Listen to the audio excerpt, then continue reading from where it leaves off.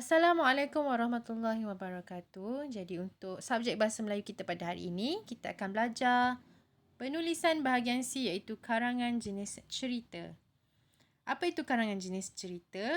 Karangan ini adalah karangan tidak berformat yang menceritakan tentang sesuatu peristiwa. Jadi cikgu yakin dan pasti awak semua pernah buat karangan jenis cerita, sama ada menceritakan tentang pengalaman awak ataupun cerita rekaan sendiri berdasarkan kepada pembacaan ataupun pengetahuan awak sendiri. Okey, untuk karangan jenis cerita, murid perlu kreatif mengolah karangan supaya karangan menjadi menarik. Okey, untuk karangan jenis cerita ni adalah sangat penting untuk awak berimajinasi, untuk awak menjadi kreatif supaya pembaca tidak bosan membaca cerita awak ataupun supaya cerita awak tu tidak menjadi cerita yang hambar. Kemudian, cerita yang dapat menimbulkan perasaan sedih, cemas, gembira dan pelbagai emosi kepada pembaca. Okey. Dalam karangan jenis cerita adalah sangat penting untuk awak letakkan unsur-unsur emosi daripada mula cerita sehingga pengakhiran cerita.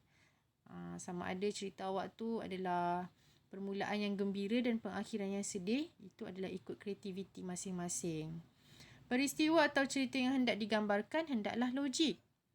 Okey, cikgu faham. Karangan jenis cerita ni memerlukan imajinasi, tapi adalah sangat-sangat perlu untuk awak tulis sesuatu yang logik. Janganlah tulis sesuatu yang mengarut ataupun di luar jangkaan akal. Biarlah pembaca faham dan boleh memproses awak punya cerita tu. Kemudian selitkan peribahasa, perumpamaan dan simpulan bahasa. Jadi untuk membuatkan awak punya cerita tu lebih menarik dan mendapat markah bahasa, awak letaklah peribahasa ke perumpamaan ataupun simpulan bahasa yang sesuai dengan cerita yang awak tulis. Sama ada contohnya cerita awak tentang kecurian, awak boleh letakkan simpulan bahasa panjang tangan. Ataupun kalau berkenaan dengan mendidik anak, awak boleh masukkan unsur peribahasa melentur buluh biarlah dari rebungnya. Kemudian cerita hendaklah mempunyai unsur pengajaran. Okey, cerita yang awak tulis tu hendaklah ada unsur pengajaran ataupun nilai murni ataupun nasihat untuk disampaikan kepada pembaca. Dan antara contoh karangan cerita ialah karangan melengkapkan cerita iaitu mengakhiri cerita. Macam mana karangan mengakhiri cerita ni? Cikgu akan terangkan dalam slide sebentar lagi dalam contoh karangan yang cikgu dah type. Okey, yang seterusnya. Macam biasalah dalam setiap karangan kita ada pendahuluan iaitu perenggan pertama.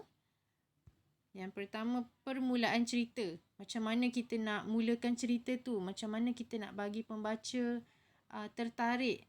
Macam mana kita nak bagi pembaca faham dengan cerita kita? Kita letakkan dulu sedikit sebanyak latar belakang ataupun maklumat ataupun informasi tentang cerita yang kita nak tulis tu. Kemudian, klimaks cerita. Apa itu klimaks cerita? Ialah pertengahan cerita, iaitu isi-isi penting cerita yang kita nak letakkan. Okey? Pada perenggan kedua, ketiga, keempat dan kelima. Macam mana awak nak kembangkan cerita tu adalah mengikut kreativiti masing-masing. Kemudian yang terakhir kita adalah penutup untuk perenggan yang keenam, iaitu pengakhiran cerita yang menentukan emosi sedih ataupun gembira. Okey, ini adalah contoh karangan yang cikgu dah type. Soalan dia, tulis sebuah cerita yang berakhir dengan ayat di bawah. Aku menyesal dan bertekad akan mengubah sikapku. Jadi macam yang cikgu cakap tadi tu, mengakhiri cerita. Okey. Diberi pernyataan ataupun ayat dalam soalan. Awak kena tulis ayat terakhir dalam karangan ataupun dalam cerita awak tu dengan ayat yang telah diberi dalam soalan. Menggunakan ayat tu. Okey, jadi bila awak baca ayat tu, awak kena fahamlah, awak kena fikir situasi yang bersesuaian dengan ayat pernyataan yang terakhir tu. Macam mana awak nak mulakan cerita, macam mana awak nak fikir, awak nak imajinasi tentang isi-isi penting cerita, perkembangan cerita. Okey? Macam contoh perenggan yang pertama tu dalam tulisan merah ialah pendahuluan. Cikgu masukkan unsur-unsur latar belakang. Cikgu ceritakan serba sedikit mengenai apa, mengenai siapa.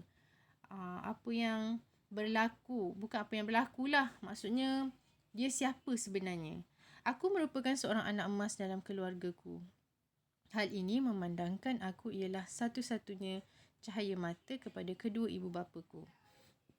Aku boleh dikatakan tergolong dalam keluarga anak yang berada. Ayahku merupakan seorang usahawan yang berjaya, manakala ibuku pula seorang doktor pakar pembedahan. Aku dibesarkan dan dijaga oleh ibu dan ayah dengan sepenuh kasih sayang, bagai menatang minyak yang penuh. Aku dimanjakan dengan penuh kasih sayang, harta benda dan wang ringgit. Segala kemahuanku pasti akan dipenuhi oleh ibu dan ayah. Jadi bila pembaca baca, pendahuluan tu pembaca akan faham. Oh, ini berkenaan dengan seorang budak yang disayangi oleh ibu bapa, seorang anak tunggal, seorang yang dimanjakan dengan harta. Okey. Kemudian dalam tulisan biru tu ialah isi-isi penting ataupun perkembangan cerita. Macam mana, apa yang terjadi kepada dia, apa yang berlaku dengan hidup dia. Okey. Dan dalam tulisan hijau tu adalah penutup, iaitu cikgu masukkan unsur-unsur emosi yang lebih, orang kata lebih kuat lah. Iaitu yang pertama unsur sedih dan yang kedua unsur penyesalan. Awak boleh baca kat situ, ibu dan ayah sangat kecewa dan terkilan dengan perbuatanku.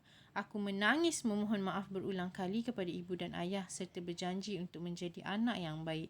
Aku menyesal dan bertekad untuk mengubah sikapku. Okey. Jadi ayat yang terakhir tu cikgu ambil dari soalan tu lah yang diberi.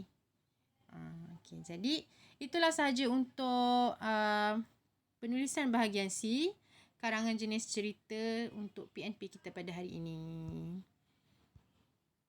Sekian, terima kasih.